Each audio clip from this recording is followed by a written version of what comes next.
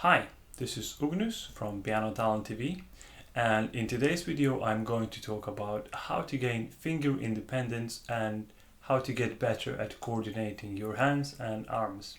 As a beginner or early intermediate piano student, you're probably familiar with the difficulty of playing two hands together when it comes to scales or learning a new piece. I'm going to share with you my practice routine that will help you to gain finger independence and get better at coordinating your hands and arms. Before we start, make sure you subscribe to my channel and watch this video in full because all the tips are in order and they supplement each other. This simple exercise will not require playing piano, and you can simply do it on any table or any flat surface. I personally will be using my piano lid. Hands on the piano lid and make sure your fingers are lightly touching the piano. Next step will involve moving your fingers in order 1-1, 2-2, 3-3, 4-4 and 5-5. You will feel that the fourth finger is heavy and it's challenging to lift it. Don't worry. It is simply because the finger 4 has a joint tendon between the third and fourth fingers here, which results into inability for it to be fully independent. After doing this for a few minutes, try to make it more challenging by lifting the different fingers at once. For example, 1 and 2, 2 and 3, 3 and 4, 4 and 5, and then 5 and 4, 4 and 3, 3 and 2, and then 2 and 1. You can start slowly and increase the speed as you go. As you get familiar with the second variation of this exercise, you can try to make it more difficult by lifting 4 fingers at the same time.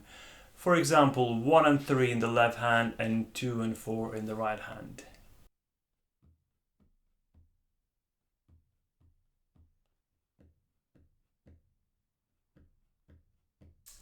Basically, just try to get as creative as you can and try many different combinations of fingers.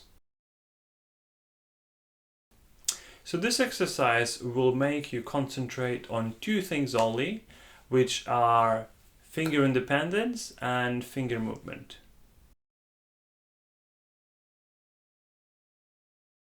The next part of the practice routine will be very similar to the previous one.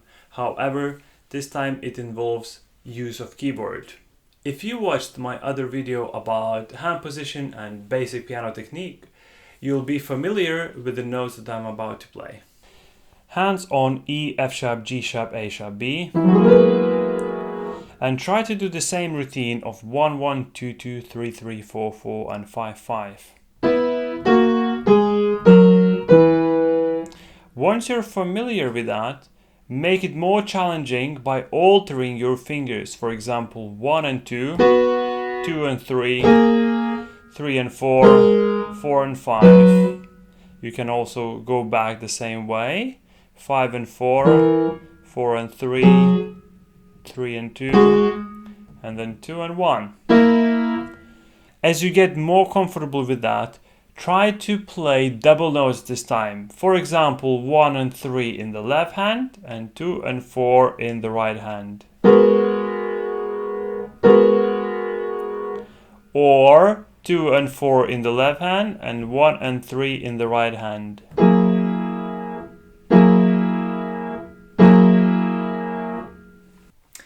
As I mentioned before, try to be creative with these little exercises by doing it in different fingering combinations to get the best result of it. This next practice tip will help you improve independence between your hands and arms. For example, in places where you have to play staccato with the right hand and legato with the left hand. We are going to take the same notes as we used before, but this time we are going to involve big arm movements of one of the arms at a time, while keeping the other as low as possible, even playing legato if possible.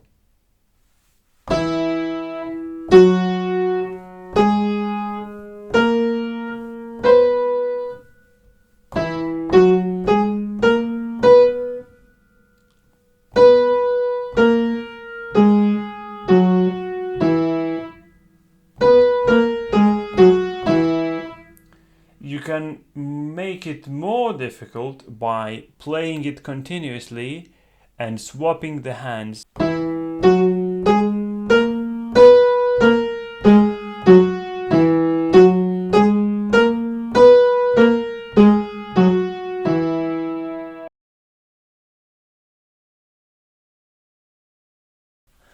If you are a beginner or early intermediate pianist, chances are you're struggling with coordination of arms and hands. You're probably also playing simple tunes, those equivalent of grade 1 and 2. If we look at the current ABRSM grade 1 and grade 2 repertoire, you will notice that the last exercise I just showed you can be used in pieces that involve a simple accompaniment pattern in the left hand, while the right hand is playing a melody consisting of either crotchets or quavers.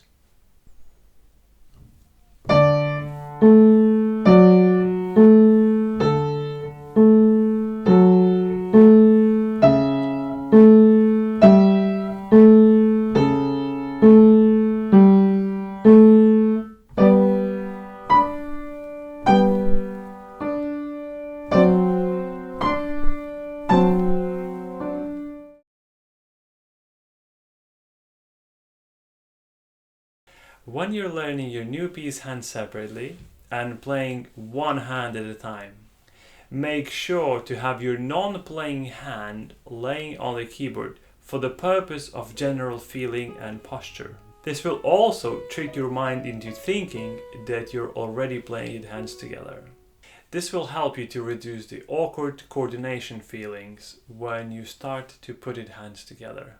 That's it for today. I hope you found this video useful and enjoyable. If you have any questions, ideas or suggestions for future videos, please leave your comments below or write to me at Ugnius.Pauliukonis.com or my Facebook artist page.